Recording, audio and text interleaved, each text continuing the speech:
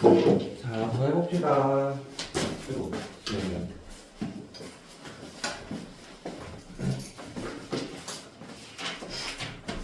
자, 대치분에 대해서는 다 알아봤고요. 이번엔 142페이지에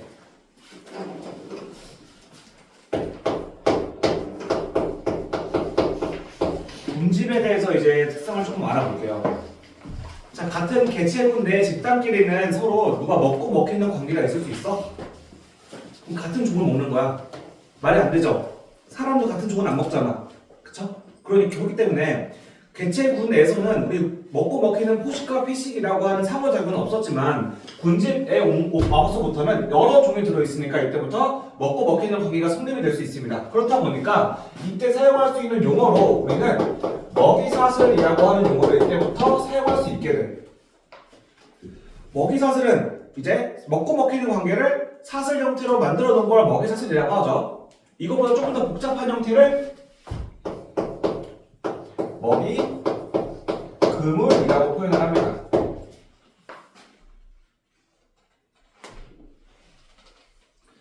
그 다음에 먹이 그물까지 오게 되면은 이제 한 먹이에 대해서 서로 같은 먹이를 먹다 보면은 싸울 수가 있게 돼. 그치? 그래서 이때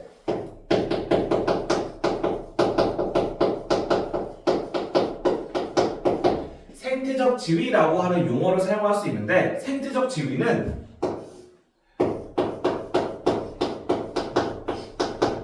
먹이 지위와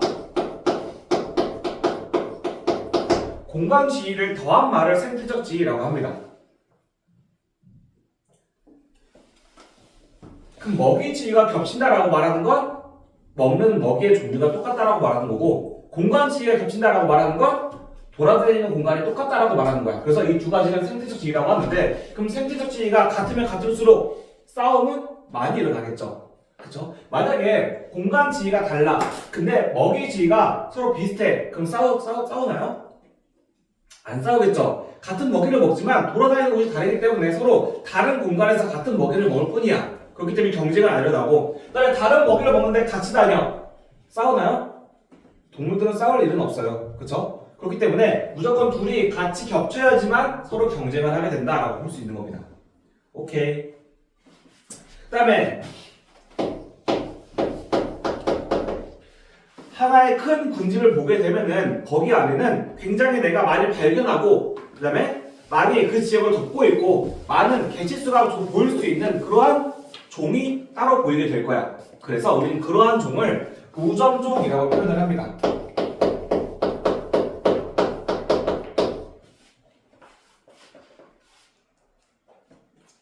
그래서 우점종은 가장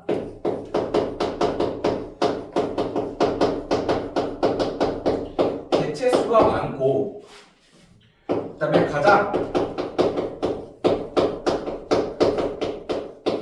많이 발견되고, 가장 면적을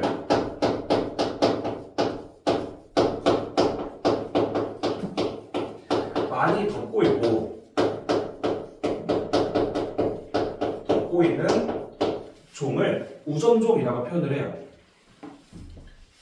여기서 가장 개체수가 많다 이해하고, 가장 많이 발견된다라고 하는 것 이해, 가장 많이 면적을 많이 덮고 있다라고 하는 건, 예를 들어 한 그루의 나무와 그다음에 한 개? 잡초를 개라고 하나? 생각이 안 나네. 뭐가 더 적당하나? 그냥 개라고 할게요. 그러면 한 그루의 나무와 한 개의 잡초가 있어. 그러면 한 면적을 덮고 있는 건 누가 더 넓은 거야?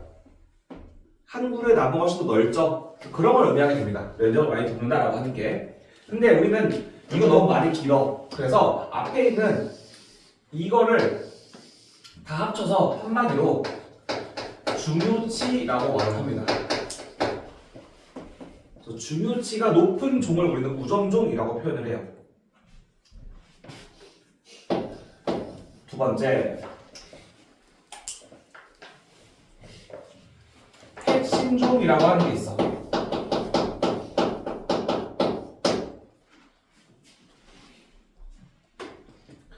핵심종은 그 군집의 핵심이 되는 종이야. 그 종이 없으면 그 군집은 파괴가 되는 종을 말하게 됩니다. 예를 들어 우리 위례 광장 가면은 만약에 사람이 다 사라졌어 막. 그럼 위례 광장의 생태계는 유지할 수 있어? 할 수 있지. 쓰레기 안 버리고 얼마나 깨끗하겠어. 그치? 나무는 개이득, 거기 벌레도 개이득 하면서 할걸? 훨씬 잘 자랄 거야. 그런데 그 위례 광장에 만약 개미를 다 없애버렸어. 그럼 생태계는 파괴가 됩니다. 이유는 이제 나무랑 개미의 서로 이제 공생하는 관계가 사라지게 되면 나무는 죽게 되고, 나무가 죽게 되면 다른 벌레들이 죽게 되고, 벌레가 죽게 되면 특히 우리 벌이 멸종하게 되면 사람은 죽는다 그러죠. 그런 것처럼 이제 생태계는 파괴가 되듯이, 그러면은 우리 위례 광장에서의 핵심 종은 개미가 되는 거고, 위례 광장에서의 우점종은 사람이 되는 거지. 오케이? 그래서 얘는 그 군집에서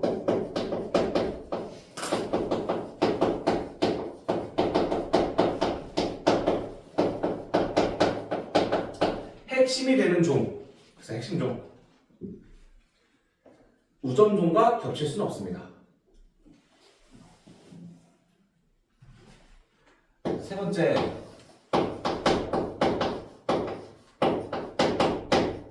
지표종이라고 하는 게 있어요. 그 군집이 살고 있는 그 생태계, 그 서식지를 지표할 수 있는 대표할 수 있는 종, 지표할 수 있는 종이라고 생각하면 될 것 같다. 자, 예를 들어서 내가 어젯밤에 위례 광장 가니까 저 반딧불을 발견했어. 그럼 반딧불은 보통 어디 살아요? 산에. 그치, 산에. 근데 일반적인 산은 아니야. 특정 산에만 살아. 너를 본 적 있어, 실제로? 어디서 봤어? 아, 없다고? 그 캠핑 갔다 왔어. 그렇지, 캠핑이 있는 곳은 보통 어때? 공기가 맑아요. 그래서 반딧불이는 공기가 맑은 곳에만 삽니다. 그러면 반딧불이 발견됐다라고 하는 것은 이 지역은 공기가 굉장히 맑구나라고 반딧불이는 그 지역의 지표가 될 수 있는 종이 되는 거지. 그래서 그 지역의 환경을 알려주는 종입니다.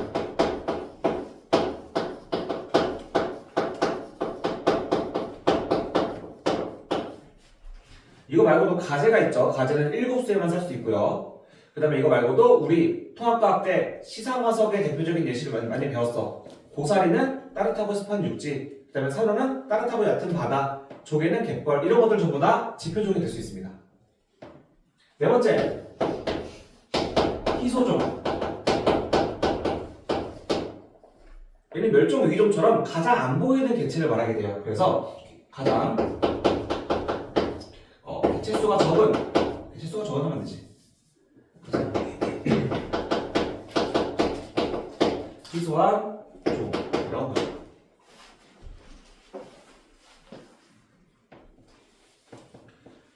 그래서 여기서 이제 우리는 중요치에 대한 개념을 조금 자세하게 볼 건데, 이거는 이 단원에서의 킬러입니다. 중요치는.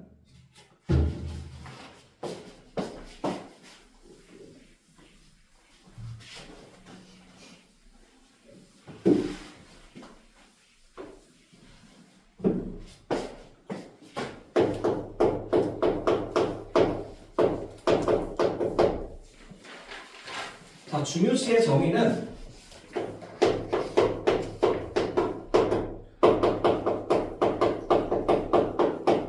상대 밀도라고 하는 개념과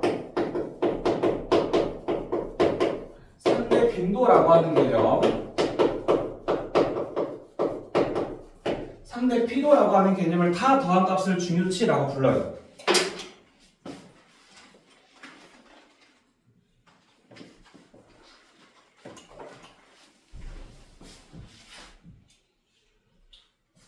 자, 밀도는 우리 배웠어. 일정한 면적에 살고 있는 개체수. 빈도라고 하는 거는 이제 얼마큼 많이 발견되냐, 피도라고 하는 거는 얼마큼 많이 그 지역을 덮고 있냐라고 하는 개념인데, 자, 이게 이제 어떻게 구할 수 있냐? 나중에 너희들이 이제 생명과학이나 아니면 생물과 관련된 그러한 대학을 가게 되면은 교수님이 이상한 철사를 주고 산에 가서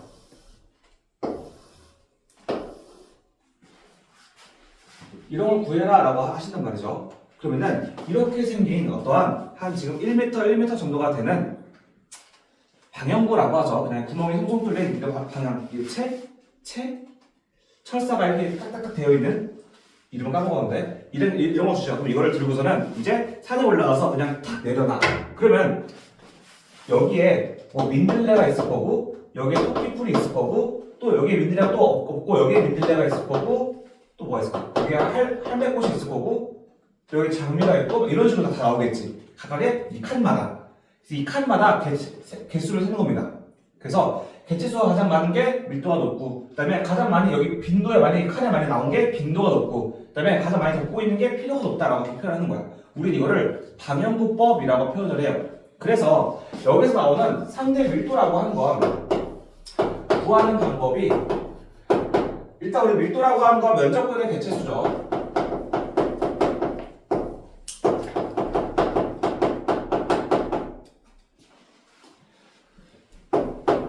그럼 상대 밀도는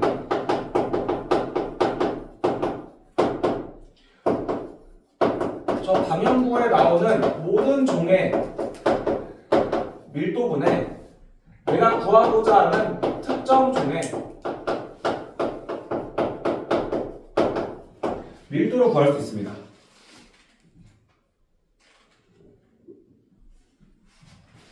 이거 한번 제대로 그려볼까? 이걸 필기할 동안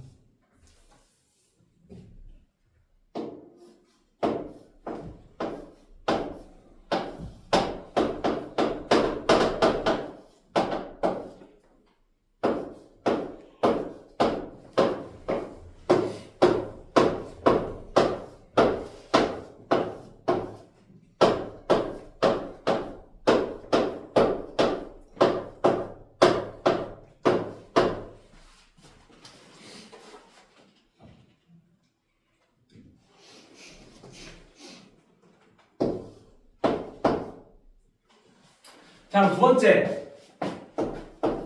여기서 나오는 빈도라고 하는 건 얼마큼 많이 발견되냐라고 하는 거기 때문에 전체 방향구 수분에 발견된 방향구 수로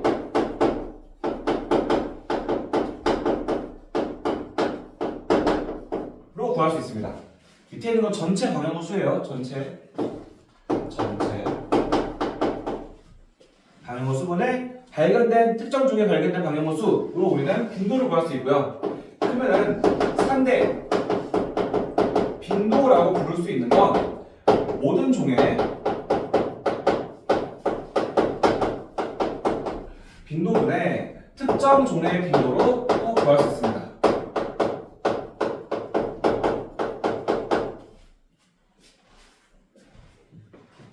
우리 책에는 뒤에다 곱하기 100이라고 나와 있지만 곱하기 100을 할 때도 있고 안 할 때도 있어서 그냥 뭐 안 해도 상관없습니다.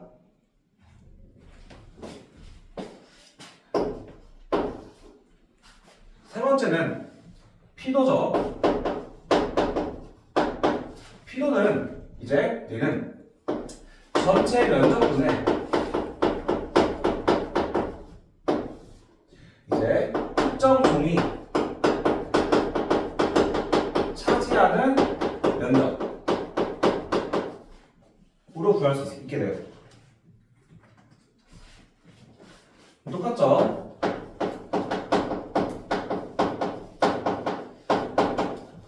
상대 피도는 모든 종의 피도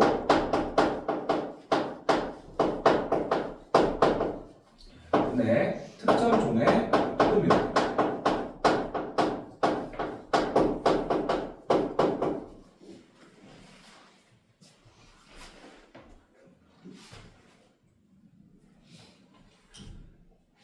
왜? 조금 팔 아프지 이제? 그치. 그래서 좀 시원하게 갈 겸 문제를 좀 풀어볼 건데 엄청 싫어하네. 자, 지금 이게 하나의 방향구고 지금 여기 하나가 예를 들어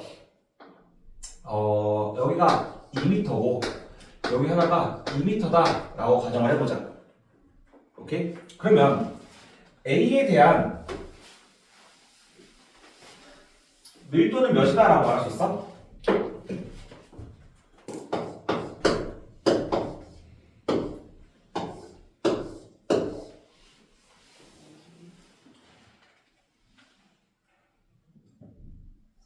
A 밀도 좀 색깔을 좀 표시해줄까?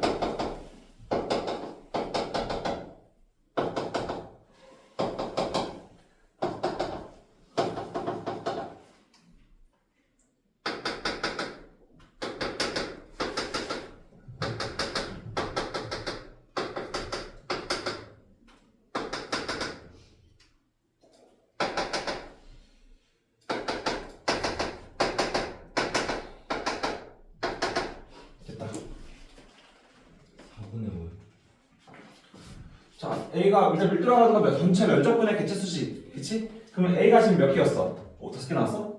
A는 5개인데. 아, 그죠.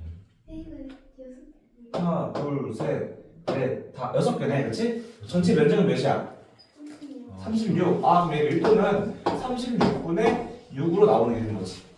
그치? 그럼 B의 밀도는 36분의 하나, 둘, 셋, 넷, 다 7개네. 7이 나오게 되는 거고. C는 36분의 하나, 둘, 셋, 넷, 다 6개가 나오는 거고. 그쵸? 잠깐만, 13, 19, 총 19개니?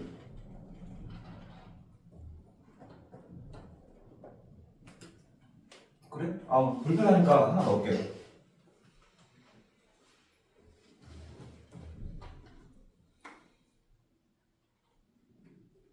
B를 추가할게.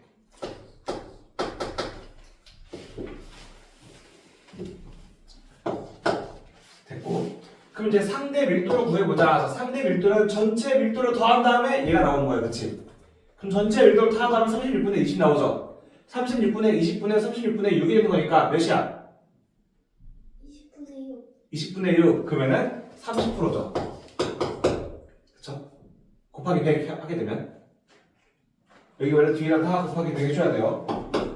근데 생략할 때도 있고 안 할 때도 있는데 퍼센트로 하는 게 조금 더 편하기 때문에 100 웬만하면 하시면 좋긴 해요. 그럼 얘는 40%가 될 거고 얘는 30%가 될 겁니다.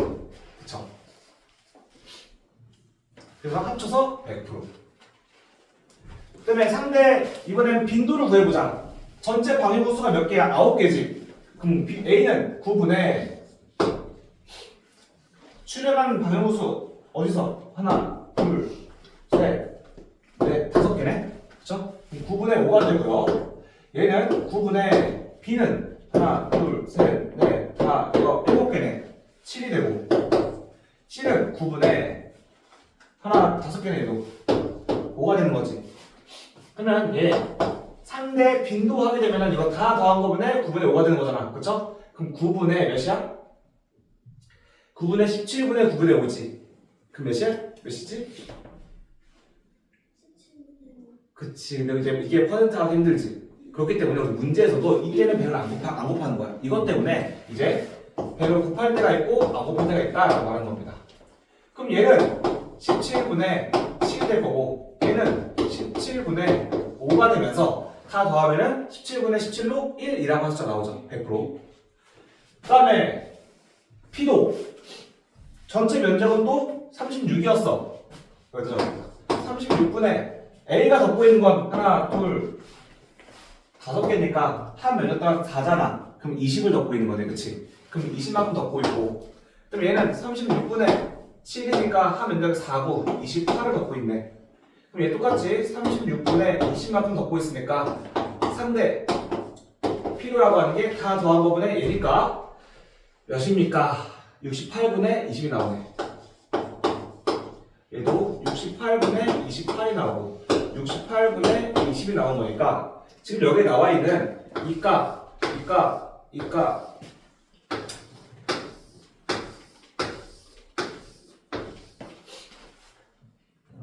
이게 상대 밀도, 상대 빈도, 상대 P도 다 더한 값이 중요치지. 그럼 A가 B, A, B, C 중에 여기서 우점종은 누구라고 말할 수 있는 거야?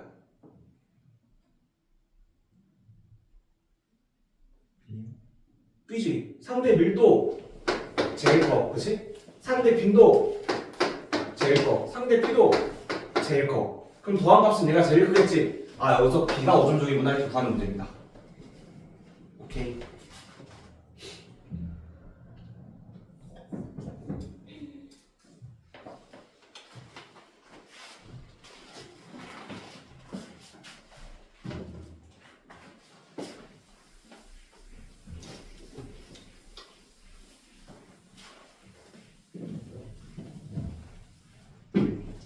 자, 우리 이제 군집의 구성에 대해서, 구조에 대해서 보다가 왔으니까 이번엔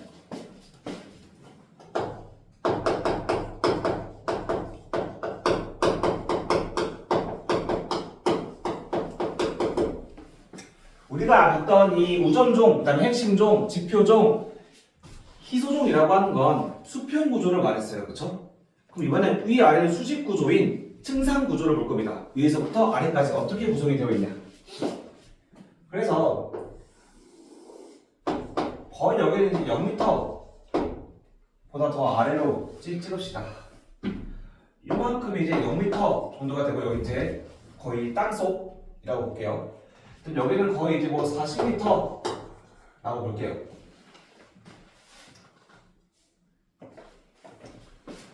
그럼 이쯤이 이제 한 20m가 될 거고요. 여기서부터 여기까지 속하는 층이 하나 존재하게 되는데 여기는 교목층이라고 합니다.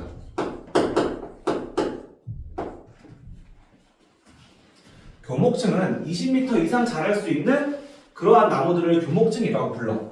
가끔 우리 산이나 숲에 가게 되면 굉장히 높이 떠 있는 그런 나무들 있죠? 그런 나무들이 다 교목층이야. 근데 20m가 넘어가면 교목층이고. 그 다음에 한 이쯤이 이제 한 2m가 될 건데. 잠깐만. 초본층. 이 정도? 초본층. 좀 높이지 않게. 그럼 여기 2m도 안 되는 이 집단, 여기를 광목층이라고 합니다. 우리가 눈으로 보기에 좋을 만한 나무들, 그래서 2m가 안 되는 나무들을 관목층이라고 하고요. 근데 교목층이랑 관목층 이 사이 애매한 것들이 있죠, 높이가. 여기는 아교목층이라고 합니다.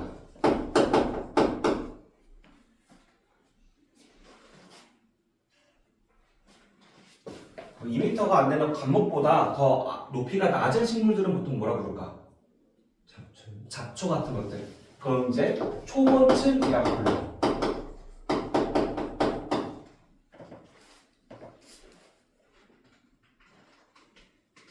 초본층보다 밑에 있는 여기는 이제 식물이 아니라 이제 거의 이끼 수준 정도 있는 것들, 진해 이런 그냥 곤충들이 많이 사는 곳, 여기를 선택층이라고 부릅니다.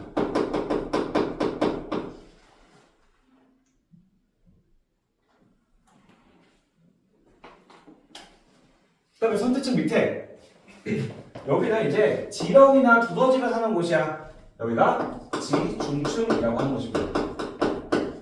이렇게 층상구조 나눌 수 있게 되고요. 지중층까지 나누는 이유는 여기에 이제 많은 식물들의 뿌리가 존재하기 때문이야. 그럼 이제 여기에서 새들이 주로 있을 만한 곳은 어디가 있을까? 교목층. 이제 거의 관목층부터 교목층 요 사이에는 새들이 많이 분포하게 됩니다. 그래서 여기서 나오는 이제 산소의 양은 얘가 만들어내는 광합성 결과 나오는 산소가 되고요. 여기서 나오는 이산화탄소의 양은 지금 이 식물들이 내빼는 이산화탄소뿐만 아니라 새들의 이산화탄소 양까지 포함된다라고 보시면 됩니다. 그래서 여기는 지금 굉장히 이파리가 많고 그 다음에 높이 있기 때문에 해를 바로 직방으로 받는 곳이야. 그래서 여기를 다 합쳐서 광합성층이라고 불러요. 초본층은 제외됩니다. 그러한 이유가 빛이 거의 가려지기 때문이야. 햇빛을 받아야지만 광합성 하는데. 근데 또 알아야 되는 게 여기에는 이제 이끼가 많고요. 여기에는 아까 말했듯이 지렁이나 두더지가 많습니다.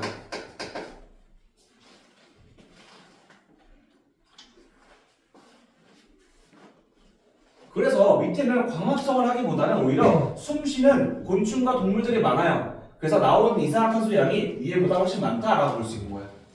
오케이.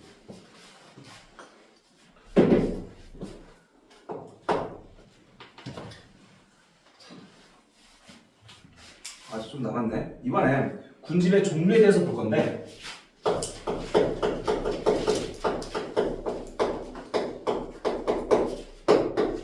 첫 번째, 군집이라고 하는 게 땅 위에 있으면 우리는 그거를 육상 군집이라고 말하고 군집이라고 하는 게 물 위에 있으면 그거는 수생 군집이라고 말을 합니다. 그래서 육상 군집은 크게 세 가지로 나눌 수가 있게 돼요. 하나는 비가 많이 오고 햇빛도 적당히 잘 들어와. 그럼 누가 좋아할까? 식물이 굉장히 좋아하겠지. 식물이 너무 무거워지게 자라. 그래서 그걸 산림이라고 표현을 해요. 그래서 여기는 강수량이 많고 기온도 높다. 두 번째, 강수량은 적당할 때 이 기온도 적당해, 빛도 적당히 들어와. 그럼 식물이 높이 자랄 수 있어? 못 자라. 그래서 잡초들만 무성하게 있는 곳을 뭐라 그럴까? 초원. 그렇지, 초원. 여기는 강수와 기온이 적당하게 있는 것.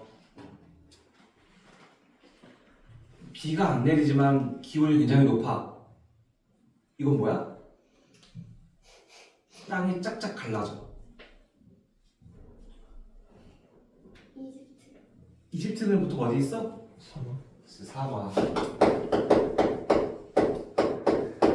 여기는 강수량은 많지만, 강수량은 적지만 기온은 높을 때 우리는 사막이라고 하는 육상 군집이 형성이 됩니다. 물론 강수량이 낮은데 기온이 낮은 곳도 있어. 이제 북극과 남극이라고 하는 이제 툰드라라고 하는 것도 있고요. 근데 우리 보통 이제 사막이라고 표현합니다. 두 번째는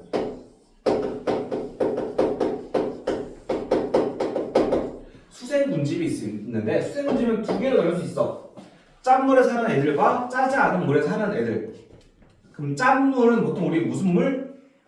바다. 바닷물을 좀 더 한자로 사용하면 해. 해수. 그래서 해수 군집과 짜지 않은 물은 우리 육지물이라고 해서 담수라고 하죠. 담수 군집으로 나눌 수 있습니다.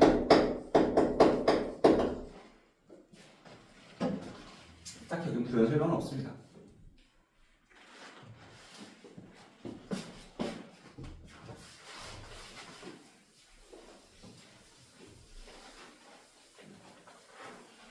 조금 판서가 이제 힘들 것 같으니까 잠깐 먼저 풀어볼까? 쉬어갈 겸? 왜? 너무 힘들어.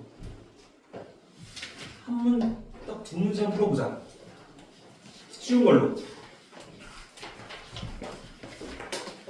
144페이지에 478, 479 이렇게 두 문제만 풀어봅시다.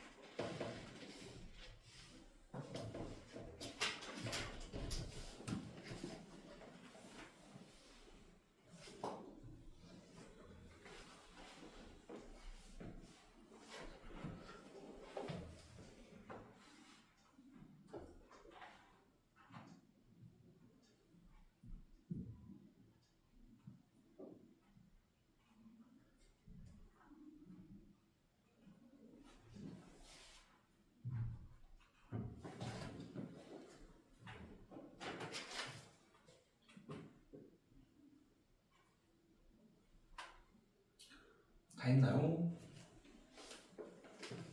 시간 더 필요한 사람 없어? 그럼 볼게. 4, 7, 8. 자, 옳은 거 고른 건데, 자, 1. 가에서는 나에서보다 광합성량이 적대. 아니죠. 가가 더 높이 있으니까 햇빛을 많이 받을 거고 나는 좀 덜 받을 거예요. 그러면은 가가 더 광합성량이 많은 거니까 틀렸고, 2번. 가를 이루는 식물의 잎은 관목층을 이루는 식물의 잎보다 얇대. 자, 이건 어떻게 할 수 있어? 빛의 세기가 강하면 강할수록 더 두꺼운 거죠. 그래서 가를 이루는 식물의 잎은 빛을 많이 받으니까 관목층을 이루는 식물의 잎보다 두껍습니다. 우린 이거를 양엽이라고 표현을 하죠. 틀렸고 3번 가에서는 나보다 강한 빛에 적응한 식물종이 발달한대. 맞죠? 가가 햇빛이 직방이죠. 나는 살짝 그늘을 질 거예요. 3번 479. 자, 기억 봄에 A의 빈도는 B의 빈도와 같대. 자, A의 빈도를 구하면 봄에 A의 빈도 구하면 몇 나왔나요? 구하기 귀찮은데. 출현한 방울수 개수가 몇 개야? 4개지. 전체 방향호수가 25개니까 25분의 4네. 여름에서는 방향호 개수가 6개네. 25분의 6이네. 여름 때 훨씬 더 빈도가 크네. 그럼 기억은 틀렸네. 니은 여름에 비해 상대 밀도는 상대 빈도보다 크대. 자, 비만 보자. 여름에 비해 상대 밀도는 몇이 나오나요? 전체 밀도분의 비의 밀도 하면 되는 건데, 우리 계산해보면 전체 밀도를 하는 것보다 전체 개체수분의 B의 개체수 하게 되면 상대 밀도 나옵니다. 그럼 전체 개체수가 몇 개? 12개? 맞니? 전체 개체수는 여름일 때 여름일 때 12개죠. 12개. 그럼 12개분의 B는 몇 개? 4개네. 그럼 3분의 1이네. 그럼 B의 상대 밀도는 3분의 1. 그럼 상대 빈도는 A의 빈도는 지금 아까 말했듯이 6이니까 25분의 6, B의 밀도는 25분의 3, C의 밀도는 25분의 2. 그럼 6, 3, 2니까 다 더하게 되면 11인가요? 그럼 11분의 B는 3이니까 11분의 3이다. 3분의 1이랑 11분의 3분의 누가 더 커요?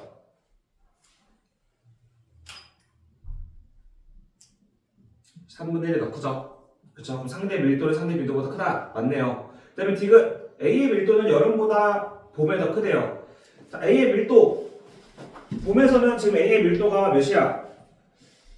21분의 4네. 그럼 4다. 여름에서의 A의 밀도는 1분의 6이니까 6이다. 그쵸? 전체 면적인 1이니까 면적분의 개체수 하면 되죠. 그러면 디귿 틀렸네. 답은 2번입니다.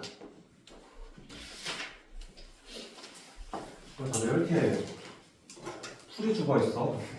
풀이 죽은 건가? 기운이 없어. 더워?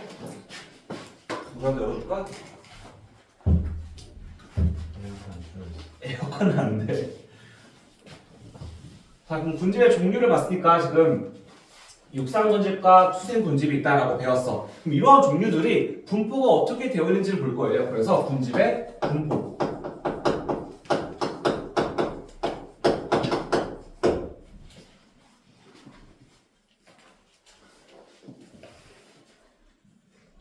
오늘 좀만 버티면 이제 학교 가니까 저 기분 좋은 거 아니야?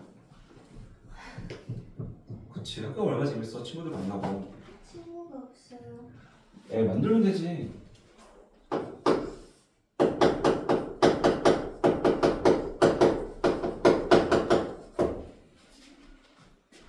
수평 분포로 먼저 볼게요. 그럼 수평은 위아래로는 똑같지만 같은 고도인데 이제 위도가 다를 때를 말하는 거겠죠? 그쵸? 그래서 얘는 위도별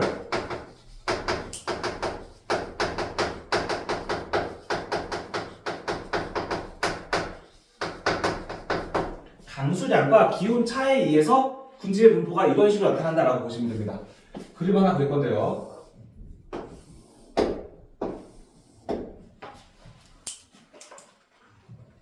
그림. 그래서 이건 거의 X축과 비슷하다라고 보시면 되는데 이 X축에는 오른쪽으로 가면 갈수록 동쪽인데 동쪽으로 가면 갈수록 강수량은 적습니다. 서쪽으로 가면 갈수록 강수는 많아요. 그래서 얘는 적도 부분입니다. 적도 부분에 서쪽의 강수가 많은 이유 통합학자에서 배웠지.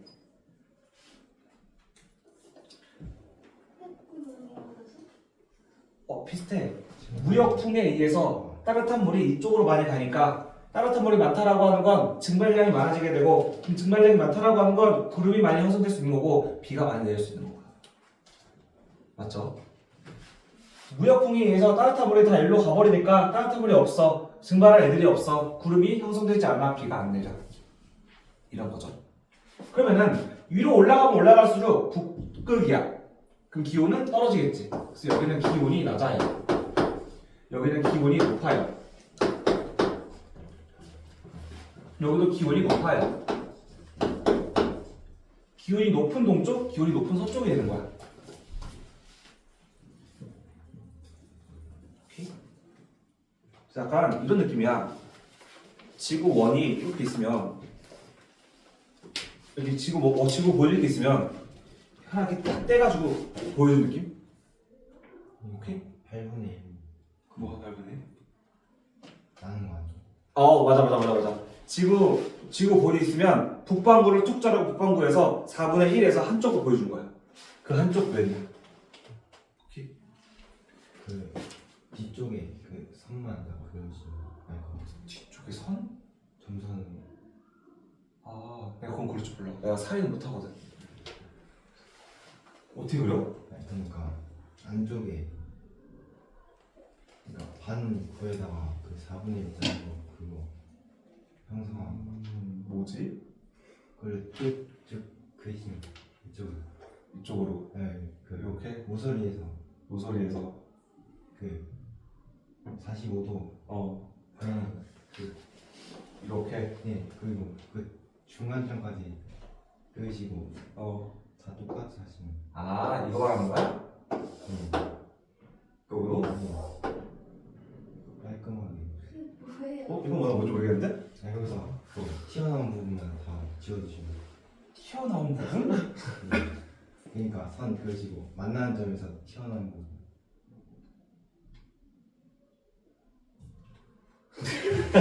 모르겠다. 유진아 미안해 내가. 입체적으로 그리는 좀 힘들다.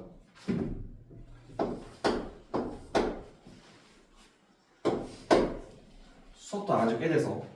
그러면 어쨌든 지금 여기는 이렇게 크게 이런 식으로 나눌 수가 있는데 여기 위쪽은 다 북극이야.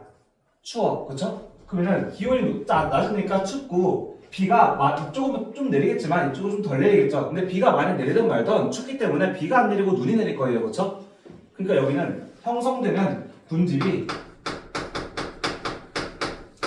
툰드라라고 하는 우리 한대 사막이 형성이 됩니다.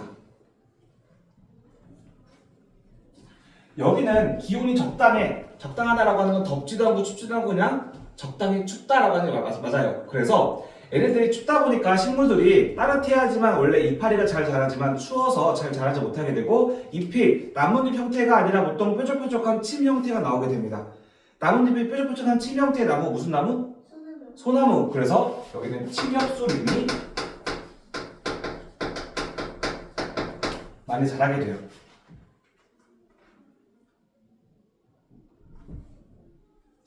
그래서 크게 여기도 자르게 돼서 여기는 지금 기온이 높고 강수가 높아. 이거 육상 군집의 종류 중에 뭐 있었어? 삼림이지. 그치? 삼림이죠. 그럼 삼림인데 이제 여기는 보통 뜨거운 거를 우리는 열대라 그래, 온대라 그래, 한대라 그래. 열대라고 하죠. 그쵸? 열대 우림이라고 합니다.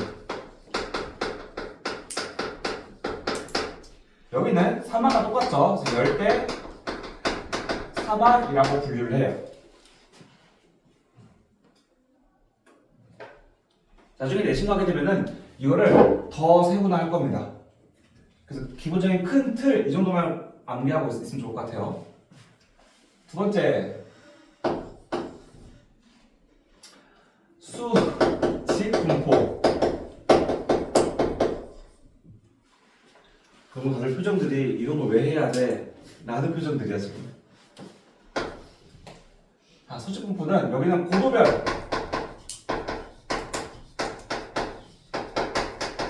기온 차에 의해서 군집의 다양한 모습이 나오게 됩니다.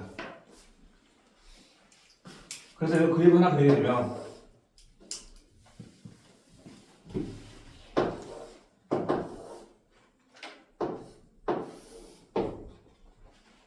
이건 하나의 산이야. 그치 상윤아? 하나의 산입니다. 그럼 산 위로 올라가면 올라갈수록 기온은 어때? 그치, 춥지. 추우니까 이 위쪽은 안 그래도 춥고 그다음에 공기가 희박하고 햇빛은 직방으로 받아 식물이 살기 좋은 곳인가요 여기가? 아니기 때문에 얘네가 키를 자라다가 2m도 못 자라고 끝나버려. 그럼 그게 마치 눈에 보기 좋아서 여기에는 관목림이 형성하게 됩니다. 너희들 다 등산해봤지? 그치? 그럼 꼭대기 정상까지 올라가봤지? 올라갔을 때 키가 2m가 넘는 높은 나무 본 적 있어? 있어요. 진짜? 그럼 정상이 아닐 거야 거기는. 아 진짜 정상이에요. 정상이었어? 그 걔가 이제 돌연변이 특이한 아이죠. 누가 가서 갖다 심은 걸 수도 있고. 그러면은 그거 말고도 이제 올라가는 길에서 많이 보이는 나무는 뭐가 있어요? 다 등산 안 해봤네. 소나무. 소나무죠, 그쵸? 그래서 올라가는 길에는 소나무인 침엽수림이 가장 많습니다. 근데 남한산성 올라갈 때 어떤 남한산성이요? 거기는 동산 아니야 그냥? 예? 산 아니에요? 거기는 많이 안 높잖아. 안 높아요? 그렇지 않니?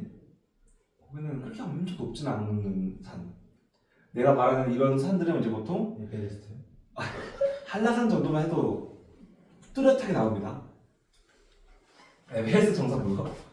힘들지. 자, 그 다음에 이제 여기 사이, 여기랑 여기 사이.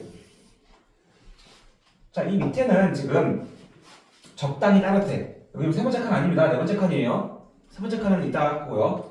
적당히 따뜻해. 그치만 적당히 따뜻한 걸로 내가 갖고 있는 모든 잎을 다 키울 수 없어. 그래서 살릴 수 있는 잎은 살리고 죽이는 잎은 죽여. 낙엽으로 떨궈버려. 그래서 여기 낙엽을 굉장히 많이 집니다. 그래서 이거를 낙엽 화렵소립이라고 표현을 해요.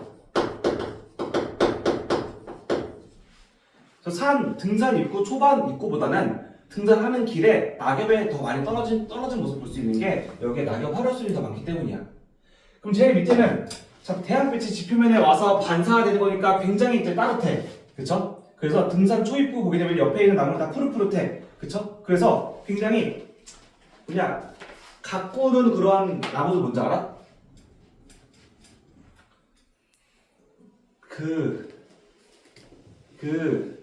나무? 아니 보통 막 집 앞에 마당에 있는 나무들 거긴 낙엽이 많이 떨어지나요? 많이 안 떨어지고 항상 푸릇푸릇해요, 그렇죠? 아니면은 겨울에는 잎이 다 없거나 그냥, 그렇지? 그렇게 완전 푸릇푸릇한 애들은 상로 화렵소립이.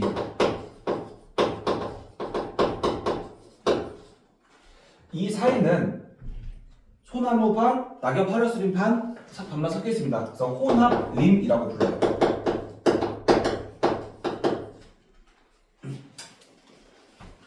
등산하다가 어느 순간 낙엽이 안 보여. 나 반 정도 왔구나 라고 생각하시면 되고요. 더 이상 이제 소나무밖에 안 보여. 정상에 거의 다 왔구나. 근데 갑자기 또 2m가 안 되는 나무들 보여. 곧 정상이구나 라고 알 수 있는 거야 얘들아. 이걸 배워두면 좋은 거야 등산할 때. 그치? 이게 조구형님이 더 높을 것 같아요. 뭐라고? 정상 올라가. 뭐라고? 그래서 이런 식으로 이제 구분할 수 있다. 그래서 수직은 이제 고도별 기온차로 나오게 되고, 그다음에 수평 분포는 이제 위도별 감수량과 이제 기온차에서 나오게 된다라고 보시면 됩니다. 자, 다음으로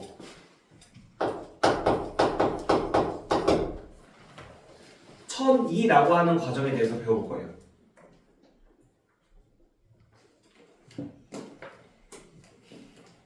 시계를 외우시죠? 자, 천이는 과정이 정의가 그냥 한 지역에 식물의 종과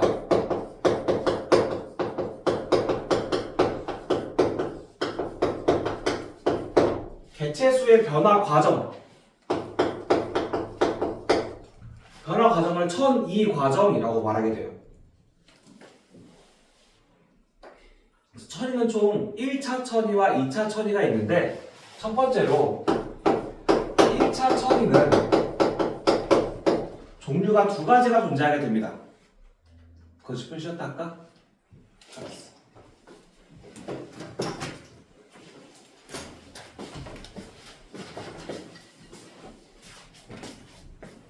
훈련 잘 잤어? 네.